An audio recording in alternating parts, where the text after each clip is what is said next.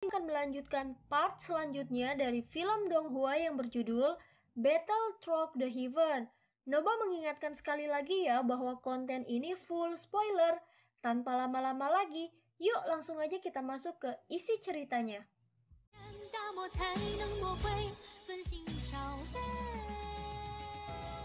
Adapun cahaya lainnya, itu adalah ingatan jiwa Jimmy. Saat pertama kali merebut tubuh avatar Yuan Shen, Xiaoyan juga melacak ingatannya sekali. Tapi ingatan yang ia dapatkan sangat sedikit, dan sebagian besar dari ingatan itu sudah hancur. Pada saat ini, segera kekuatan jiwa Xiaoyan menembus aliran cahaya itu, dan ingatan tentang jiwa Jimmy muncul di benak Xiaoyan. Namun ingatan yang dimiliki jiwa Jimmy sangatlah sederhana. Sangat sederhana sehingga hampir tidak ada ingatan yang berarti bagi Xiaoyan. Apa yang membuat Xiaoyan ingin muntah darah tua adalah hanya ada sedikit informasi tentang avatar Yuan Shen. Klan Jimmy ini sangat terkutuk. Orang sialan ini benar-benar penuh pertimbangan. Gumam Xiaoyan. Jelas ketika Jimmy dikalahkan, dia sudah menghapus semua informasi penting di ingatannya. Dengan begitu, musuh tidak akan mendapatkan informasi yang berguna. Awalnya, Xiaoyan berpikir bahwa dia bisa mendapatkan beberapa jawaban tentang kultivasi avatar Yuan Shen dari jiwa Jimmy. Atau dengan kata lain tentang metode kultivasi unik atau keterampilan bertarung dari avatar Yuan Shen. Tetapi pada akhirnya jiwa Jimmy tidak berbeda seperti keranjang yang kosong, yang bahkan tidak meninggalkan jejak sedikit pun untuk Xiaoyan. Xiaoyan hanya bisa menghela nafas panjang. Meskipun dia tidak mendapatkan informasi lebih lanjut tentang avatar Yuan Shen, yang terpenting adalah avatar Yuan Shen tidak hilang. Dan bahkan avatar Yuan Shen lebih ditingkatkan saat ini. Namun pada saat yang sama ketika Xiaoyan mendapatkan kembali kendali atas avatar Yuan Shen, dia merasa bahwa tubuh itu tampak berbeda dari sebelumnya. Dan perasaan perbedaan ini membuat Xiaoyan memikirkan beberapa masalah. Mengapa aku merasakan perlawanan di dalam tubuh avatarku sendiri? Apakah ini perlawanan dari kehendaknya sendiri? Ucap terkejut Xiaoyan. Untungnya kehendak ini tidak terlalu kuat. Kalau tidak, kemungkinan besar akan ada serangan balik dari avatar Yuan Shen. Mungkinkah ini karena kekuatan tubuh asliku terlalu lemah, sementara kekuatan avatarku terlalu kuat? Ucap Xiaoyan segera memikirkannya.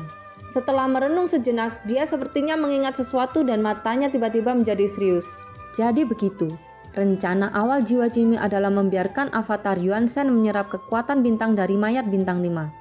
Begitu kesenjangannya terlalu besar, maka aku akan diserang oleh tubuh ini.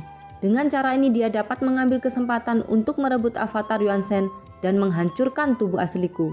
Ucap Xiaoyan akhirnya mengerti semua rencana yang telah dibuat oleh jiwa Jimmy. Sangat disayangkan bahwa semua rencananya berakhir dengan kegagalan. Faktanya, rencana jiwa Jimmy bisa dianggap sukses. Tapi karena sentuhan keserakan terakhirnya, dia akhirnya menggagalkan rencananya sendiri. Sehingga membuat jiwa Jimmy dipenuhi dengan penyesalan. Jika dia tidak serakah akan kekuatan bintang dari mayat keabadian fisik itu, dia akan dengan mudah meninggalkan tempat ini bersama avatar Yuan Shen. Setelah dia pergi dari sini, Xiaoyan akan mencari jarum di tumpukan jerami, yang hampir tidak mungkin untuk menemukannya. Pada saat ini, setelah merebut kembali avatar Yuan Shen, Xiaoyan juga menghela nafas panjang di dalam hatinya. Kali ini jiwa Jimmy akhirnya benar-benar terselesaikan. Selanjutnya Xiaoyan berencana untuk pergi ke tempat mayat keabadian bintang 5 itu berada, untuk melihat apakah dia bisa menemukan sesuatu dari mayat itu. Namun tepat ketika Xiaoyan hendak pergi, terlihat sosok kelinci Bingyun muncul bersama Wu Zhan di atasnya. Bahkan sebelum dia mendekat, ocehan kelinci Bingyun langsung terdengar di telinga Xiaoyan. Akhirnya aku menemukanmu. Kamu sebenarnya masih hidup. Sepertinya keberuntunganmu tidak buruk, ucap kelinci Bingyun. Mendengar ini, garis-garis hitam muncul di kepala Xiaoyan. Dia bahkan tidak bisa membayangkan berapa kali kelinci Bingyun mengutuk di dalam hatinya. Itu benar, aku cukup beruntung untuk bertahan hidup karena kata-kata mutiaramu. Ucap Xiaoyan juga berkata dengan sedih, dan kelinci Bingyun mendengus dingin. Setelah Xiaoyan selesai berbicara, dia duduk bersila di atas kepala Jiuying. Kelinci Bingyun yang melihat adegan ini tidak bisa untuk tidak tercengang. Bagaimana mungkin Jiuying yang ingin membunuh Xiaoyan sebelumnya tiba-tiba menjadi tunggangan Xiaoyan? Sebelum kelinci Bingyun bisa bereaksi, sosok Jiuying sudah melesat kencang membawa Xiaoyan di kejauhan. Harus dikatakan bahwa kelinci Bingyun dengan susah payah untuk menemukan Xiaoyan. Jika dia kehilangannya lagi, dia tidak tahu berapa lama dia harus mencarinya di wilayah jurang kutub. Setelah sedikit ragu, Lin Chi Bingyun dengan cepat mengejarnya. Di sisi lain, Xiaoyan yang duduk di atas kepala Zhu Ying secara alami tidak ada eksistensi yang berani mengancamnya. Setelah beberapa saat kemudian, Xiaoyan datang ke tempat mayat keabadian fisik bintang 5. Tubuh besar itu masih tergantung di jurang yang luas, dan Zhu Ying perlahan berhenti dengan sedikit bingung. Di atas kepala Zhu Ying ada 3 sosok yang duduk bersila. Selain Xiaoyan sendiri, mereka adalah avatar pemakan jiwa dan avatar Yuan Shen. Harus aku katakan bahwa sangat jarang ada avatar yang jauh lebih kuat dari tubuh aslinya, ucap Zhu Ying sambil memandang Xiaoyan. Xiaoyan juga tersenyum pahit ketika mendengar kata-kata itu. Malu mengatakannya, "Aku ingin tahu apakah ada tempat yang sempurna untuk berkultivasi di wilayah jurang ini?" Tanya Xiaoyan. "Apakah kamu takut mati atau tidak?" Tanya Zhu Ying kembali. "Itu tergantung situasinya. Umumnya semua orang masih takut dengan kematian, tanpa terkecuali aku. Tapi jika itu adalah keadaan khusus, secara alami aku tidak takut mati," ucap Xiaoyan sambil tersenyum. "Jika kamu tidak takut mati, aku bisa membawamu ke tempat terlarang di jurang ini. Tempat itu dipenuhi energi kematian yang kuat, dan ada sejenis nektar dari dewa tertinggi di dalamnya. Jika kamu bisa mendapatkan beberapa nektar ini, itu akan sangat membantu kekuatanmu," ucap Zhu Ying menjelaskan. Xiaoyan merenung sejenak. Dia pasti tidak akan melepaskan kesempatan untuk meningkatkan kekuatannya. "Baik, kalau begitu biarkan aku melihat mayat keabadian fisik terlebih dahulu," ucap Xiaoyan mengangguk setuju. Setelah berbicara, dia perlahan mendekati mayat keabadian fisik. "Apakah kamu tertarik dengan mayat ini?" tanya Zhu Ying. Xiaoyan menganggukkan kepalanya lalu berkata, "Avatarku juga keabadian fisik. Oleh karena itu, aku berharap mendapatkan beberapa informasi bernilai darinya," ucap Xiaoyan. "Jangan repot-repot, aku telah menelan sisa jiwa yang dia miliki," ucap Zhu Ying. Segera setelah mendengar kata-kata itu, garis-garis hitam muncul di kepala Xiaoyan. "Lalu di mana ingatannya?" tanya Xiaoyan memandang Zhu Ying. "Tidak heran tidak ada jejak sisa jiwa di tubuh keabadian fisik bintang 5 ini. Aku menelannya sejak lama, dan ingatannya sudah lama hilang," ucap Zhu Ying berkata tanpa daya. Xiaoyan tersenyum kecut.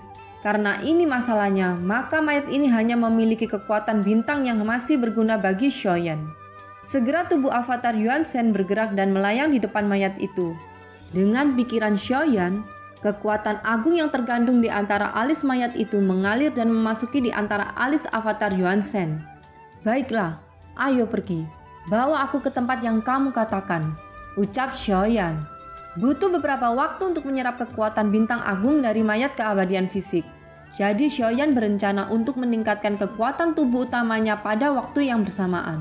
Tidak lama kemudian, Lin Chi Bingyun dan Wu Zhan juga tiba satu demi satu. "Kelinci kecil, tetaplah di sini untuk melindungi avatarku," ucap Xiaoyan. "Apa? Aku mengikutimu hanya karena perintah sang ratu. Apakah ini sikapmu ketika meminta bantuan?" ucap Kelinci Bingyun langsung kehilangan kesabarannya.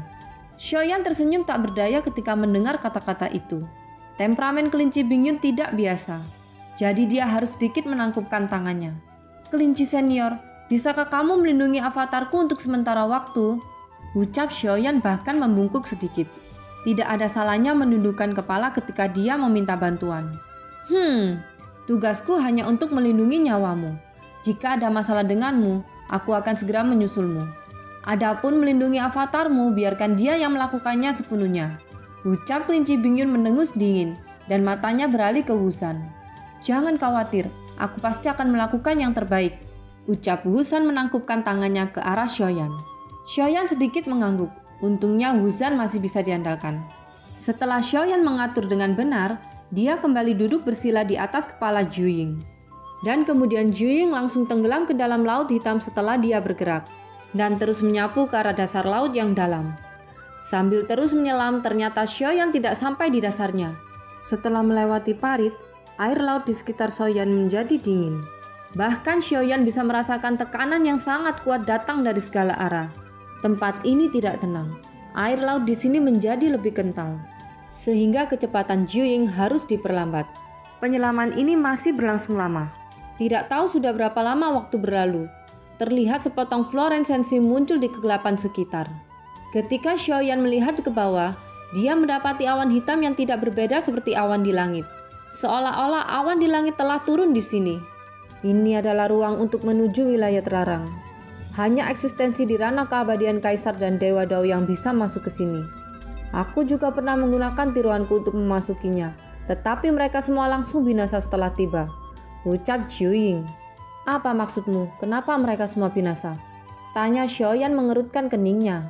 Total 6 tiruanku yang masing-masing masuk ke tempat terlarang, tetapi tidak ada satupun dari mereka yang keluar. Dan mereka memutuskan koneksi dengan diriku. Adapun apakah mereka mati, aku masih tidak tahu keasliannya. Namun tiruanku menemukan nektar ekstremis di dalamnya. Jika kamu dapat menemukan tiruanku, kamu bisa mengambil mereka semua. Ucap Jiuying. Mendengar kata-kata itu, Xiaoyan sedikit mengernyit. Dengan cara ini, memasukinya mungkin tidak akan bersahabat dengan avatar Jiuying. Dan tidak ada yang tahu situasinya. Setelah merenung sejenak, Xiaoyan memilih untuk menyimpan avatar pemakan jiwa ke dalam pagoda emas.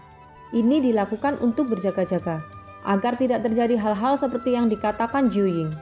Karena kamu menggunakan avatarmu untuk memasukinya, kamu seharusnya memiliki pemahaman tertentu tentang tempat itu. Ucap Xiaoyan. Tanah terlarang di jurang kutub adalah tempat keheningan yang mati. 6 tiruanku memasukinya secara terpisah. Dan setelah setiap avatarku memasukinya, dunia yang mereka lihat berbeda. Akan tetapi itu bukanlah ilusi. Lebih tepatnya adalah perpaduan dunia di mana ingatanmu sendiri akan berubah. Setiap tempat memiliki bahayanya sendiri. Kamu perlu memperhatikan beberapa eksistensi kuno di dalamnya. Menurut dugaanku, tempat itu seharusnya adalah dunia kuno yang rusak. Tentu saja aku masih tidak bisa menjelaskan tentang keseluruhan situasi di dalamnya. Namun jika kamu adalah reinkarnasi Tuan Susang, seharusnya tempat ini bukanlah tempat yang berbahaya bagimu. Ucap Jiuying ketika melihat wajah Xiaoyan yang dipenuhi keraguan. Jika Xiaoyan memilih untuk menyerah, maka Jiuying akan meragukan kebenaran dari apa yang dikatakan Xiaoyan sebelumnya. Seseorang yang penakut tidak akan cocok menyandang nama Susang. Setidaknya itulah yang dipikirkan Jiuying di dalam hatinya. Xiaoyan terdiam beberapa saat, menatap awan tak berujung di bawahnya. Jika kamu takut, maka jangan pergi. Ucap Jiuying. Kamu ingin menggunakan ini untuk mengujiku? Tidak masalah. Tapi setelah aku kembali dari tempat terlarang, kamu harus menjadi pembantuku di masa depan. Bagaimana dengan kesepakatan ini? Ucap Xiaoyan. Ya, selama kamu bisa bertahan hidup-hidup, aku bersedia berjuang untukmu. Tetapi kamu harus berjanji dengan sungguh-sungguh padaku. Apakah kamu bisa membawaku kembali ke dunia sensi? Ucap Jiuying, nada suaranya juga menjadi serius. Tepatnya aku tidak memiliki kepastian 100% bahwa aku dapat membawamu kembali ke dunia sensi. Meskipun aku adalah reinkarnasi dari Susang, aku bukan lagi Susang. Tapi aku akan memberimu jawaban yang pasti sesegera mungkin. Jika tempat terlarang benar seperti yang kamu katakan bahwa ada hal-hal yang dapat meningkatkan kekuatanku, maka aku akan memberikanmu jawabannya begitu aku dipromosikan ke tingkat Dewa Bintang 8. Ucap Xiaoyan. Jiuying menatap Xiaoyan dengan tatapan rumit. Sebenarnya dia tidak memiliki banyak harapan untuk Xiaoyan. Namun Jiuying tidak punya pilihan lain. Xiaoyan adalah satu-satunya harapan yang terlihat sejak ribuan tahun yang telah ia tunggu-tunggu. Setelah berpikir sejenak, Jiuying sedikit mengangguk untuk menyetujui Xiaoyan. Tatapan Xiaoyan segera beralih ke awan hitam di dasar laut. Selama itu untuk kultivasi, tidak ada cara baginya untuk istirahat atau berhenti. Xiaoyan juga berkelana ke banyak dunia berbahaya. Baginya, bukan hal baru lagi untuk menganggapi kekuatan dari tempat bahaya. Xiaoyan tidak mengatakan apa-apa lagi. Sosoknya perlahan mulai turun ke awan berkabut yang membentuk pusaran besar. Di bawah tatapan Jiuying, sosok Xiaoyan perlahan-lahan menghilang ke dalamnya. Dalam sekejap, Xiaoyan merasakan gaya tarik yang sangat kuat menenggelamkan tubuhnya. Sekelilingnya menjadi gelap. Di bawah kekuatan hisap semacam ini, Xiaoyan tidak berniat melawan. Dia dengan patuh mengikuti arus panjang waktu. Setelah beberapa saat, Xiaoyan seperti kerikil yang dilemparkan ke air laut. Ketika dia membuka matanya, pemandangan beberapa dunia rusak muncul di sekitarnya. Dunia ini tidak beraturan. Jika dunia digambarkan sebagai cermin, maka dunia yang dilihat Xiaoyan saat ini seperti cermin yang telah pecah berserakan. Xiaoyan turun dengan sangat cepat dan secara acak menyapu salah satu dunia rusak. Sosoknya tampak seperti meteorit jika dilihat dari kejauhan. Dalam sekejap, dia menabrak tanah dengan suara dentuman keras, hingga menciptakan lubang besar yang dalam. Setelah beberapa saat, sosok Xiaoyan perlahan keluar dari kepulan asap dan debu. Tidak ada kehidupan di sekitarnya. Tempat di mana Xiaoyan berada saat ini adalah sebuah benua. Benua ini tidak lengkap, tetapi seperti terbelah menjadi dua oleh pedang raksasa. Sosok Xiaoyan segera bergerak. Di benua ini dia melihat banyak bangunan dan istana. Selain dirinya sendiri, tidak ada kehidupan sama sekali di sini. Semuanya seperti tempat kematian yang sangat sunyi. Termasuk tumbuh-tumbuhan semuanya tampak layu. Pada saat ini, Xiaoyan terus terbang mendekati istana kuno untuk memeriksa. Namun tepat ketika dia menginjakkan kakinya ke bawah, tiba-tiba saja istana itu berubah menjadi asap dan debu. Setelah asap dan debu menghilang, pupil mata Xiaoyan tiba-tiba menyusut. Ini karena dia melihat sebuah kilatan cahaya pedang yang menyapu ke arahnya secara mengejutkan. Tanpa sepatah kata pun, Xiaoyan mengeluarkan penguasa Swan di belakangnya. Detik berikutnya pukulan berat bertabrakan bersama penguasa Swan Xiaoyan. Percikan memercik kemana-mana dan sesosok muncul di depan Xiaoyan. Wajah sosok itu pucat. Xiaoyan tidak bisa merasakan sedikit pun vitalitas kehidupan dari sosok itu. Melihat adegan ini, Xiaoyan mengerutkan keningnya. Aura agung meletus dari tubuhnya kemudian membanting penguasa Swan ke arah sosok itu. Namun sosok pucat itu hanya diam tanpa melakukan gerakan lain. Dan sosoknya langsung menghilang di bawah serangan Xiaoyan. Semua kejadian itu tampak seperti ilusi. Xiaoyan sedikit mengernyit. Semua yang ada di sini seperti ilusi. Tetapi Xiaoyan tahu bahwa ini bukanlah ilusi. Lebih tepatnya adalah tempat nyata yang terlupakan oleh waktu. Dan sosok sebelumnya seharusnya adalah salah satu keberadaan kuno yang dikatakan Zhu-Ying. Pada saat ini, Xiaoyan terus bergerak maju. Dia mengembara tanpa tujuan di dunia yang rusak ini. Di tengah jalan, Xiaoyan bertemu dengan banyak sosok yang menyerangnya seperti di awal. Mereka menyerang Xiaoyan tanpa peringatan apapun, tapi mereka hanya bisa meluncurkan 10 serangan paling banyak. Terlepas dari apakah Xiaoyan memukul atau tidak, mereka semua akan menghilang. Adapun nektar para surgawi yang dikatakan oleh Zhu-Ying, Xiaoyan masih tidak menemukan jejaknya. Dan Xiaoyan tidak tahu seperti apa nektar para dewa tersebut. Xiaoyan tidak terburu-buru tentang hal ini. Dia terus memindai sekelilingnya dengan matanya dan perlahan-lahan menyapu ke sisi yang jauh. Beberapa hari kemudian, sebuah puncak gunung akhirnya menarik perhatian Xiaoyan.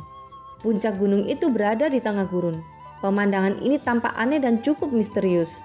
Xiaoyan perlahan mendekat, dan di puncak gunung ini terdapat sebuah pohon muda dengan batang pohon yang ramping. Dan buah yang jernih seperti tetesan air menggantung di batangnya. Xiaoyan tidak tahu apakah itu karena buahnya terlalu berat hingga membuat seluruh batangnya membungkuk. Dibandingkan dengan segala sesuatu di sekitarnya, tampaknya hanya gunung ini yang terlihat paling nyata. Segala sesuatu di tempat lain seperti fata morgana, itu akan menghilang dengan sedikit sentuhan saja. Kemudian Xiaoyan mengetukkan jari kakinya dengan ringan dan mendarat di puncak gunung. Ketika Xiaoyan benar-benar menginjakkan kakinya di gunung ini, dia akhirnya merasakan hal yang nyata. Saat berikutnya, Xiaoyan mengulurkan telapak tangannya lalu memetik buah jernih di bawah batang pohon dengan lancar. Namun tepat ketika Xiaoyan akan menganalisa buah ini, tiba-tiba saja puncak gunung di bawah kakinya runtuh secara mengejutkan. Dan itu disertai oleh tekanan yang kuat. Perubahan mendadak ini membuat Xiaoyan sedikit tertegun. Segera aura agung menyebar dari tubuhnya, kemudian sosoknya melayang ke belakang. Pada saat yang sama ketika Xiaoyan mundur ke kejauhan, terlihat sesosok dengan pakaian compang-camping menyapu ke arahnya. Sosok itu menggunakan pedang berkarat sambil menerkam ke arah Xiaoyan. Tidak ada kepanikan di wajah Xiaoyan. Dia dengan acuh tak acuh mengeluarkan penguasa Swan dari punggungnya. Detik berikutnya dengan lambaian tangan Xiaoyan, dia mengguncang pedang berkarat dari tangan sosok itu. Namun pada saat yang sama, sosok Xiaoyan juga tersentak dan dia juga terguncang ke belakang. Hanya pada saat inilah keterkejutan melintas di wajah Xiaoyan. Jelas sosok ini berbeda dari sosok-sosok yang pernah dia temui sebelumnya. Dan yang paling penting adalah kekuatannya, bukan hanya sedikit lebih kuat, tetapi bahkan memiliki pemahaman bagus dalam hal menggunakan pedang. Kekuatan ilmu pedang yang dimiliki sosok ini juga luar biasa, gumam Xiaoyan. Dia berpikir bahwa sosok itu pasti akan terus menyerangnya. Namun apa yang di luar dugaan Xiaoyan adalah sosok itu sebenarnya berbalik hanya untuk melarikan diri ke kejauhan. Pelarian ini membuat Xiaoyan bingung. Itu karena semua orang yang dia temui sebelumnya tidak memiliki kebijaksanaan spiritual. Jadi sosok ini sangat berbeda. Apa sebenarnya yang membuatmu terburu-buru melarikan diri? Ucap Xiaoyan mendengus dingin. Setelah berbicara, dia melambaikan tangannya. Kemudian kilatan cahaya berkedip dan berubah menjadi puncak gunung di udara yang langsung menekan sosok itu. Ini adalah harta yang diberikan oleh beberapa saudara senior dari kuil kuno. Dengan masuknya sumber Doji Xiaoyan, puncak gunung itu dengan cepat meluas hingga beberapa ratus meter. Tapi dengan suara teredam, Xiaoyan melihat bahwa puncak gunung itu ditembus oleh cahaya pedang dalam sekejap, dan itu dipotong menjadi dua bagian. Untungnya inti dari keterampilan bertarung itu tidak rusak. Xiaoyan segera melambaikan tangannya, kemudian keterampilan bertarung itu tersapu kembali ke tangannya. Di sisi lain, sosok itu sepertinya tahu bahwa dia akan dikalahkan oleh Xiaoyan. Jadi dia melarikan diri dengan sangat cepat. Xiaoyan ingin mengetahui beberapa informasi tentang tempat ini dari mulutnya. Oleh karena itu, dia terus mengikuti di belakang sosok ini. Sebenarnya Xiaoyan mampu mengejarnya dengan kecepatan penuh. Tetapi Xiaoyan sengaja tidak melakukannya. Dia hanya terus mengikutinya dengan tidak tergesa-gesa. Xiaoyan ingin melihat kemana sebenarnya orang ini akan pergi. Ini karena Xiaoyan menyadari bahwa sosok ini tampaknya tidak menghindarinya, tetapi lebih seperti memiliki obsesi harus pergi suatu tempat. Setelah mengikuti orang ini selama beberapa hari, Xiaoyan tiba-tiba melihat puncak gunung yang tak terhitung jumlahnya. Di atas puncak gunung ini, ada juga pohon yang sama seperti di gunung sebelumnya. Sosok itu terus melarikan diri melewati kelompok puncak gunung.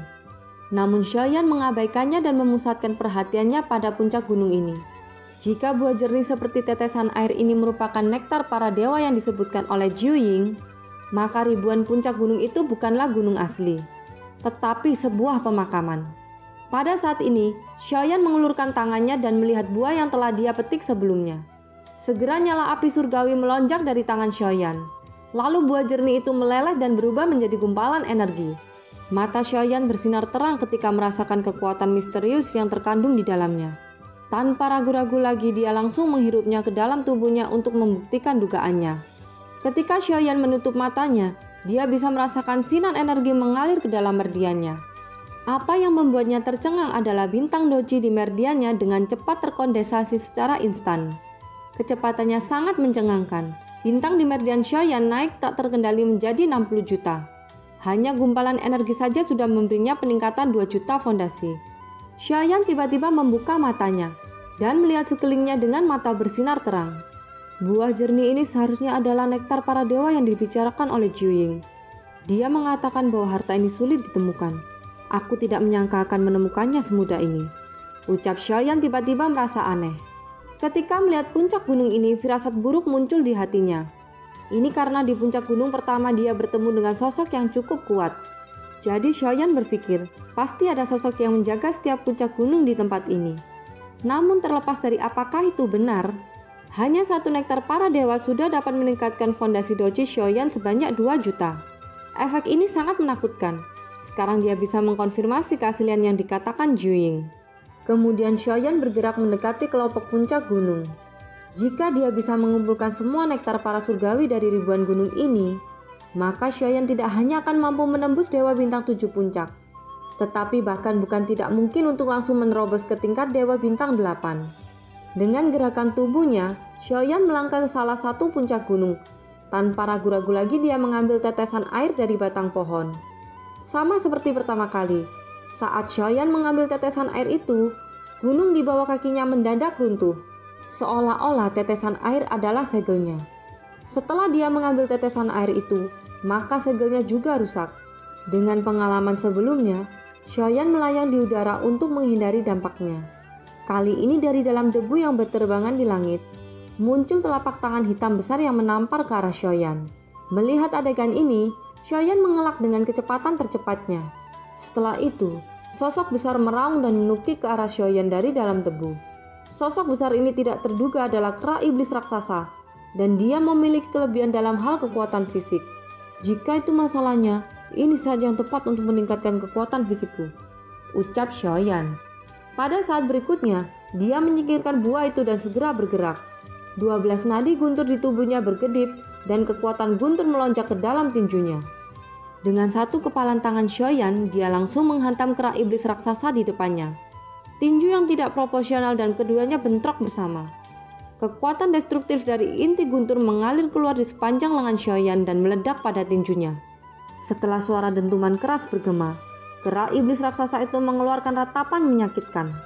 Tubuhnya yang besar terhuyung-huyung ke belakang dengan sangat menyedihkan.